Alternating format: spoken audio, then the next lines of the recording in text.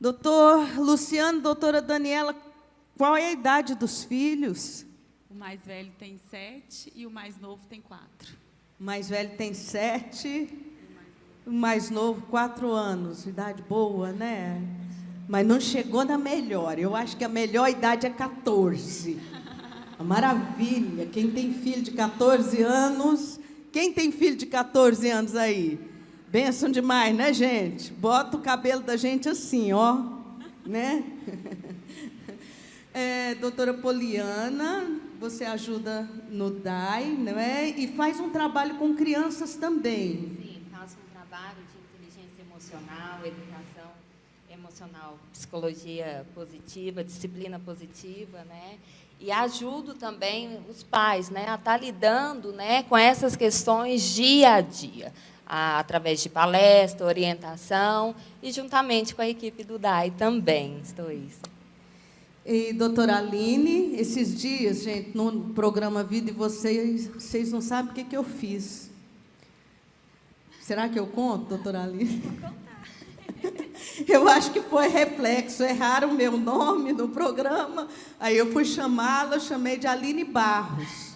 É bonito isso, gente, que horror. É Aline Barcelos, que é psicóloga, tem 2 filhas maravilhosas, não é? Sou mãe de 2. Mãe de 2, trabalha com famílias. Isso, sou coach de mães e famílias. Tenho um curso de gestão das emoções para mães, onde eu ajudo mães a gerenciarem a ansiedade, o estresse. E a culpa, né? A culpa, para que possam ser mais pacientes com os seus filhos, possam ser mais felizes também. Essa questão da culpa para mães é assim, se a criança nasce com o cabelinho enroladinho, é culpa da mãe. Se ela nasce com o cabelo liso, espetadinho, é culpa da mãe. É tudo desse jeito, viu, gente? Verdade. E aqui o nosso querido Bispo Toninho, que é psicanalista. É pai de quantos, Bispo? Bom dia. Nós temos 3 crianças. Maiores de 30. 3 crianças maiores de 30, fora aqueles que se achegaram à família. Sim, também 2 netas. E temos também assim filhos do coração, né? Netos de coração. Filhos do coração, netos do coração. Meu pai. Hoje cortam o meu pescoço. É o Leonardo, mas o Leonardo também é um filho, né? Cresceu filho do conosco. Coração. É isso. Quantos netos? 2 netas. 2 netas. 13 e 10. 13 e 10 anos, a idade boa, né? Gente, eu vou jogar algumas perguntas. Nós temos 30 minutos, não temos tempo para demais, mas nós podemos conversar bastante. O que a gente pode chamar de limites, não é? O que seriam, como a gente pode classificar limites? O que seriam limites? Quem quiser pode responder. Bom, limite, segundo o dicionário, limite ele é definido como normas, regras, condutas. No contexto familiar, isso também se aplica como? Através de estabelecer até onde meu filho pode ir, até onde ele não pode ir, né? E isso cabe à figura de autoridade que está ali, ele que vai determinar, né? O que o filho pode fazer, o que não pode, a hora, as horas, né? As questões assim, hora de dormir, hora de acordar, né? Às vezes a escola, né? Tem que ter. E quando isso não há esse limite, não há essa delimitação, fica totalmente, a criança fica solta, o adulto fica solto, e ele passa a ter fica bagunçado na cabeça da criança. E o limite, ele é uma questão, ele é uma linguagem de amor. O limite é a disciplina. Porque quando a figura de autoridade, ela não coloca ali até onde o filho, quando eu falar criança, é toda criança interior. Quando a figura de autoridade não coloca esse limite, ele vai testar esses limites. E, automaticamente, ele não vai se sentir amado, ele não vai se sentir aceito, ou seja, eu posso fazer o que eu quiser, na hora que eu quiser, que ninguém está nem aí para mim. Então, eu acredito, e há livros, né, que comprovam isso, né, cientificamente também, né, que o limite é uma linguagem de amor onde a criança e o adolescente, ele vai se sentir seguro. E ele vai se sentir seguro, o amado, e ele vai obter emocionalmente, lá na frente, quando ele lidar com não. Falar de limite é uma questão de ousadia, né, para os pais, porque remete ao não. E, às vezes, eu falando não para minha criança, eu posso lidar com a raiva, com a frustração. É muito difícil. E é muito difícil. Não é fácil, então, não. colocar limite é uma ousadia dos pais, né? Doutora Aline, hoje em dia, uma coisa que eu percebo, eu não sei, os pais aqui, não é? Avô, né? E o nosso público. Uma coisa que eu percebo, parece que existe uma insegurança muito grande por parte dos pais para estabelecer alguns limites, não é? Coisas que, na minha época, eu já coloquei aqui, meus filhos estão tudo na casa dos 30. Coisas que, na minha época, já era difícil, a gente já sentia essa insegurança, eu senti algumas vezes, mas parece que hoje isso está muito grande. É verdade? Isso tem a ver com o quê? Com a falta de limite dos próprios pais ou culpa? A culpa, ela está muito aí, né? Eu vejo muitas mães, muitos pais que não têm tempo para os seus filhos, que trabalham demais, que chegam em casa muito estressados, não conseguem, muitas vezes, fazer a gestão das suas próprias emoções, gritam, explodem. Exatamente. Né? A questão do gritar e explodir, não é? A impaciência. A impaciência. Não é colocar limite. Não é. E aí, como é que eu vou ensinar algo que nem eu sei para mim mesma? Né? Como é que eu vou mostrar que o meu filho, o que não pode, o que é que pode, sendo que a minha vida, as minhas emoções estão tão bagunçadas aqui dentro. Então, eu tenho visto muitas mães cheias de culpa, chegam chorando para mim, que os filhos não ficam quietos, não obedecem, afrontam muito elas. E quando a gente vai olhar... As crianças hoje têm muita informação na mão, né? Eles têm muito argumento. Muito. E nós somos bombardeados, né, Bispa? Assim, eu, como mãe, posso dizer que, hoje em dia, eu acho que o bombardeio em cima dos pais é muito grande. Pelo acesso à informação das crianças, pelo acesso à informação às redes sociais dos próprios pais. Então, assim, a impressão é de que existe uma corrente envolvida nesse bombardeio mesmo, gerando essa insegurança dos pais em impor limites. É verdade. E aí eu vejo muito assim, o pai chega, a mãe chega, né, estressada em casa, não tem esse tempo de qualidade e só quer falar o não, só quer colocar a punição. Teve uma mãe mesmo ontem que faz o meu curso, que veio falar assim, eu preciso saber qual um castigo mais severo que eu dou nesses meninos, porque eles não ficam quietos. Eu já fiz de tudo, mas eu preciso de algo mais severo. E, na verdade, né, essas crianças não têm um tempo de lazer, essa mãe não brinca com esse filho, né, ela só quer vir com o não e com a punição. Então, como que essa mãe vai estabelecer o que pode e o que não pode, sendo que ela não tem um relacionamento saudável com esses filhos? Né? Eu sei que essa mãe, em particular, ela tem sofrido muito com as questões dela, com o esposo, com o trabalho. Então, ela não tem conseguido fazer a gestão das suas emoções e ela não tem conseguido lidar com a desobediência dos seus filhos. Então, ela se encontra desesperada. Então, a mãe e o pai precisam olhar para eles primeiro. O que não está bem comigo? Para que ele possa se sentir seguro para falar ou não, meu filho, isso pode, isso não pode, e o porquê não pode também. Porque Augusto Cury fala de o limite inteligente, é o limite que ensina, e não aquele que só pune. Né? Você precisa mostrar que os seus atos têm uma consequência. E você é responsável pelos seus atos. Quando eu falo assim para a minha filha, né, Esther, se você não fizer isso, você vai ficar sem o desenho, por exemplo. Aí ela não faz. Esther, você descumpriu a nossa regra. Por isso você vai ficar sem o desenho. Ah, mamãe, Esther, você escolheu. Você tem escolha. Você tem escolha de obedecer ou de não obedecer. E a sua escolha foi de desobedecer. Por isso você vai ter a sua consequência. Isso é um limite. É um limite que educa. Não só aquele que fala, não, não pode, isso não pode, né? Bispo Toninho, é uma coisa que eu quero deixar para todos os pais aqui. Às vezes a gente pensa que as crianças vão ser assim docíssimas, não é?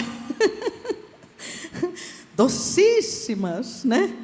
E faz parte da natureza humana contestar, não faz? Nós somos espelhados ou criados por Deus. Quando a gente olha no espelho, a gente vê a nossa imagem. E Deus espelhou a sua imagem quando nos criou. Então, Adão é exatamente como Deus. Completamente amor, 100% amor. Quando ele pecou, quando ele caiu, inverteu. Deus saiu do centro e entrou o ego. E agora Adão tem uma necessidade muito grande de ser amado, de ser aceito. Então, a maior necessidade de Adão agora não é amar, é ser amado. E uma pessoa que cresce com déficit de amor, com déficit de atenção, ele com déficit de valorização, de segurança, de limites, e agora ele se vê na situação de pai, né? E ele espera um filho, né, muito doce, e aí vem uma pessoa extremamente carente, tanto quanto ele, ou mais carente. E aí começam os problemas, né? O pai começa a disputar com o filho a mãe, né? Então, desde pequeno, porque o pai também está carente, necessitado. É comum ver pais, às vezes, até em depressão, porque veio uma criança e aí, então, ele não trabalhou as suas emoções e fica difícil, né, colocar limites quando você não tem limite nas suas emoções. Então, o limite é importante em todas as áreas. O amor tem limite, o elogio tem limite, a valorização tem limite. Nós temos que limitar, tem que ter inteligência e bom senso no limite. E isso são os pais que colocam. A criança não tem limite. Ele não tem limite para parar de correr, não tem limite para parar de gritar, ele não tem limite para parar de querer, como bem colocou o bispo Toninho, né? Ele não tem limite. Para a criança, ele não interessa. Depois nós vamos falar um pouquinho sobre a adolescência. Para a criança não interessa se a mãe está com enxaqueca, se o pai trabalhou o dia inteiro, está com dor no dedão do pé. Ela quer a atenção do pai. Eu quero falar aqui com o casal, o doutor Luciano e a Daniela. Quem é mais forte no limite dentro de casa lá, hein? O papai ou a mamãe? Dentro da nossa casa, bispa, nós temos um acordo. Eu não interfiro nas condutas que a minha esposa coloca e ela não interfere nas condutas que eu coloco. Eu entendo que entre eu e meu filho, nessa relação de pai e filho, não cabe ninguém, apenas Deus. E na relação entre mãe e filha também nem eu posso entrar e interferir nesse processo.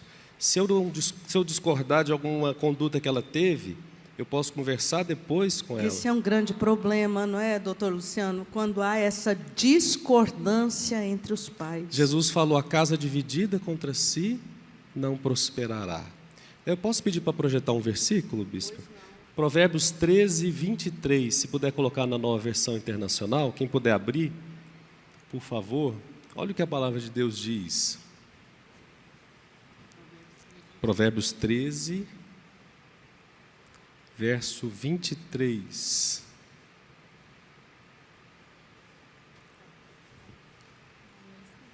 (13, 23). Deixa eu ver aqui. Ou é 3, 23? Não, Provérbios, deixa eu abrir aqui, por favor. 13. 23, 13. 23, 13, desculpe. Tem a nova versão internacional, ou na linguagem de hoje. Não evite disciplinar a criança. Se você a castigar com a vara, ela não morrerá.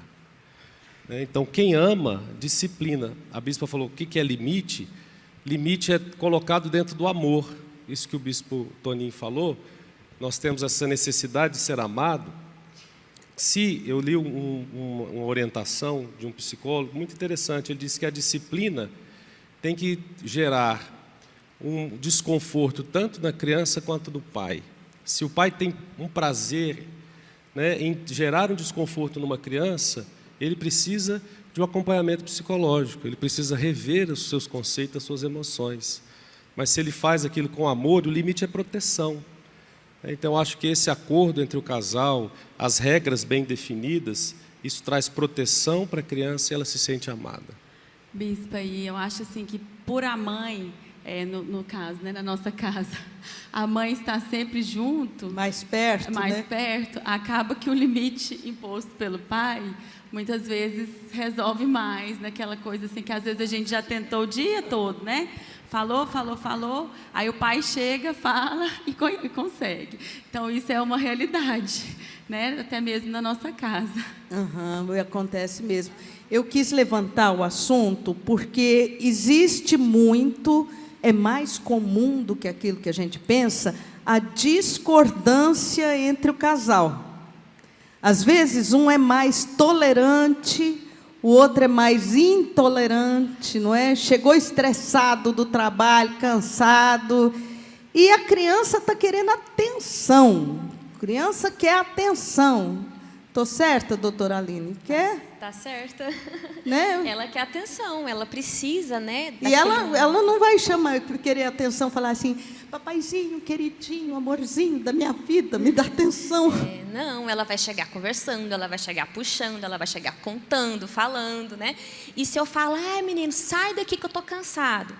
Essa criança, o que ela vai aprender? A mamãe e o papai não gostam de estar próximos a mim.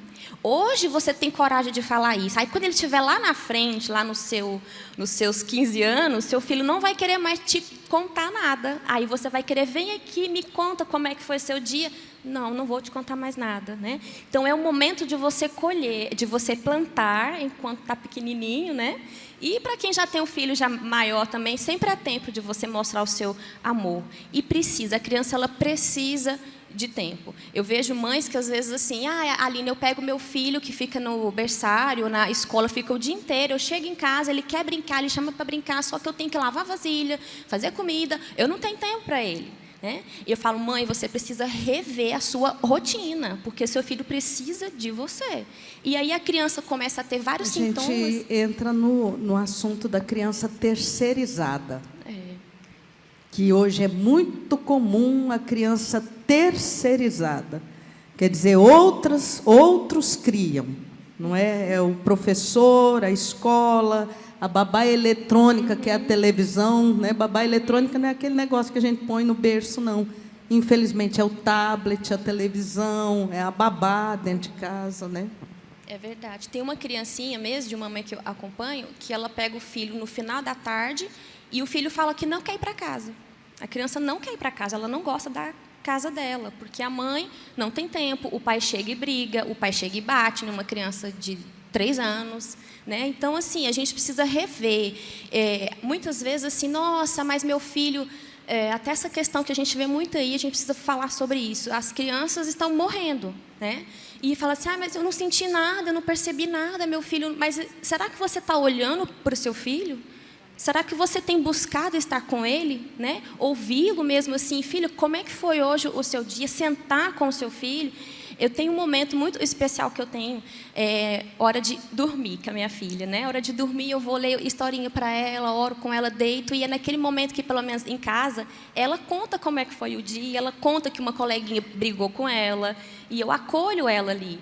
Você também não pode falar para o seu filho, que bobagem isso aí que você está falando, isso aí é coisa de criança, não é bobagem. Se ele está sentindo, ele está sentindo, e você precisa dar pra valor. Ele é grande naquele muito momento. Grande. Doutora Poliana, existe diferença, e aí eu vou jogar para todos também, mas Existe diferença nas regras, não é? Para a criança, o pré-adolescente, que é aquele de 9 a 12, 13 anos, e o adolescente. O que você me diz a respeito disso?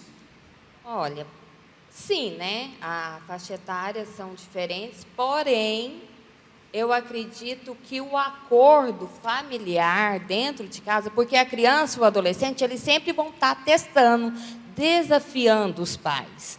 E ele vai estar procurando aliado, né? E quando os pais têm esse acordo entre si, né? Não há essa disfunção, né? O pai fala, determina algo, aí, às vezes, o adolescente ele não aceita, vou falar com a minha mãe, vou falar com o meu pai, né? Então, A criança faz muito esse jogo, né? sim, é um jogo, e ele sempre está testando, né? Ali, os pais, os genitores. Então, quando há esse acordo na família, dificilmente as coisas vão sair fora do limite, né?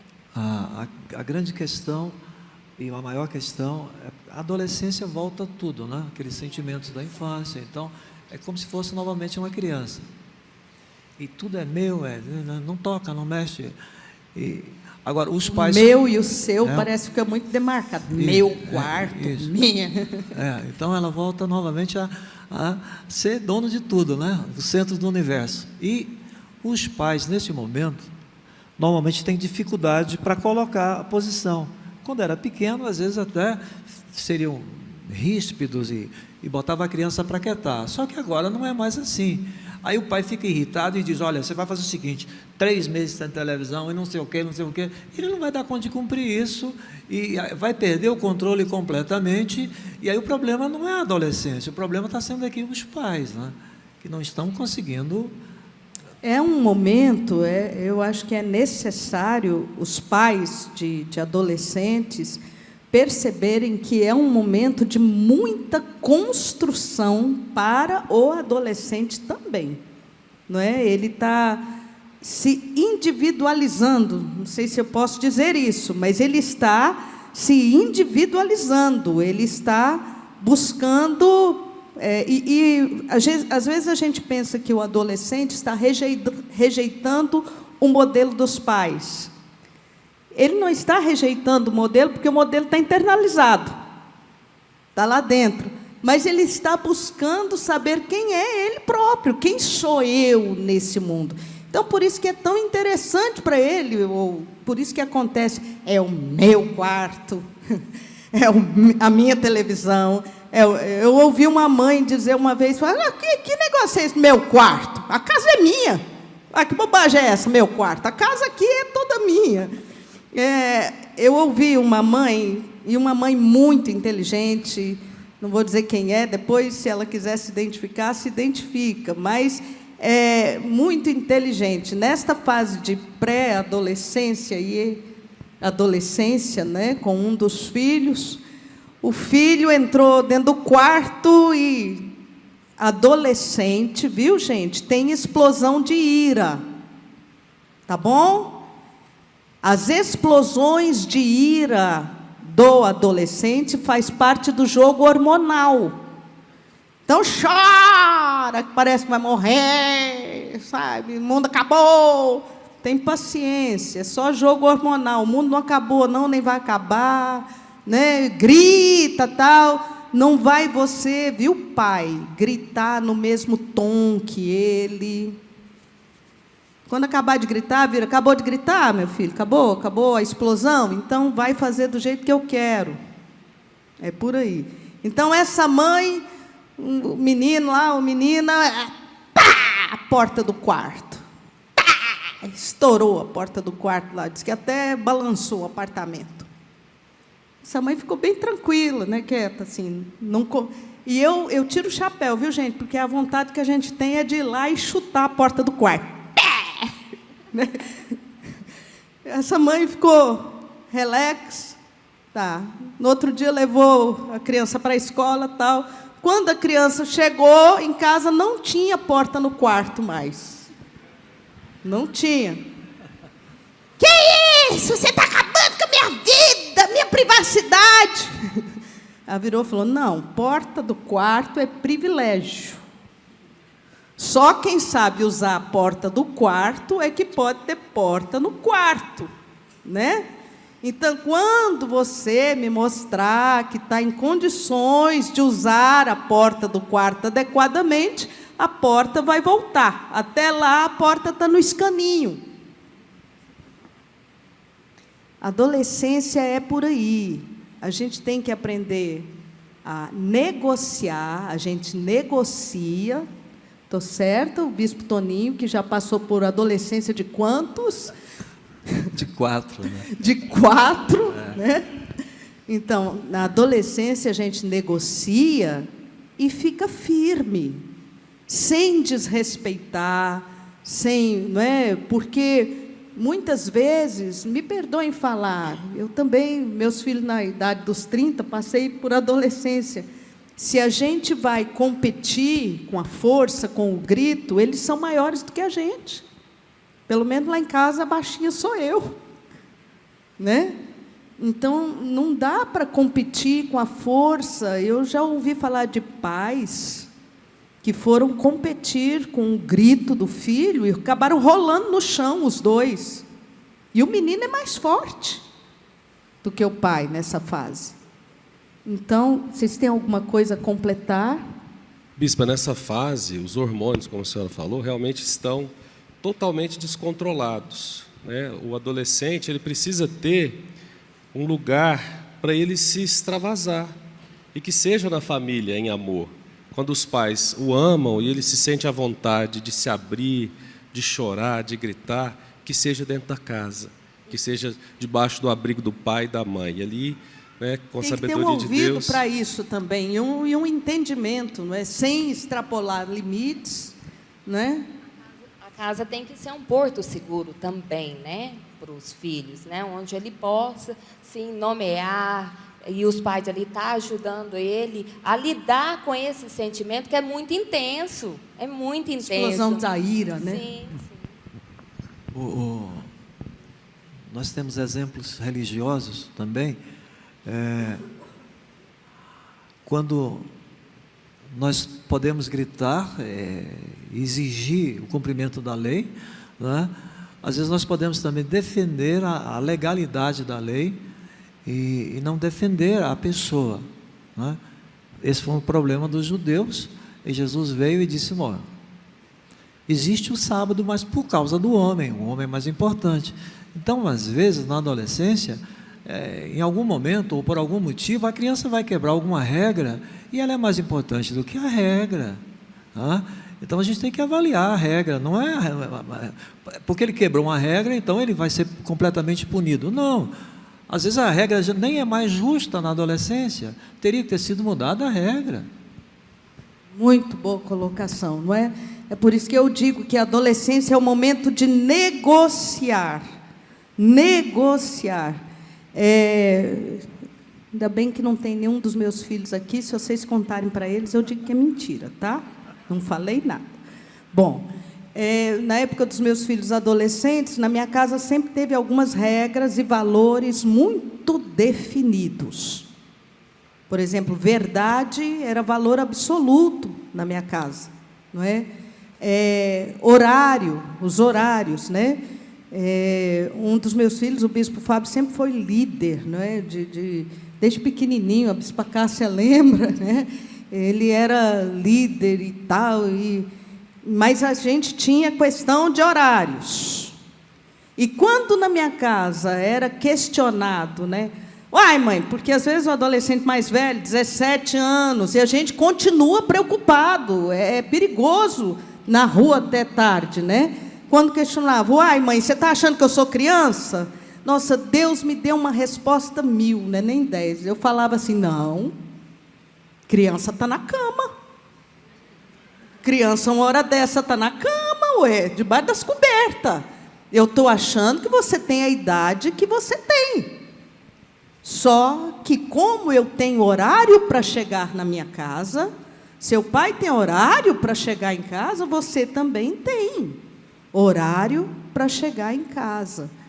Então, eu achei excelente a colocação do bispo Toninho, Se você gostou desse vídeo, se você foi abençoado por esta palavra, por este programa, compartilhe esse vídeo com seus amigos, compartilhe com a sua família e clica aqui embaixo.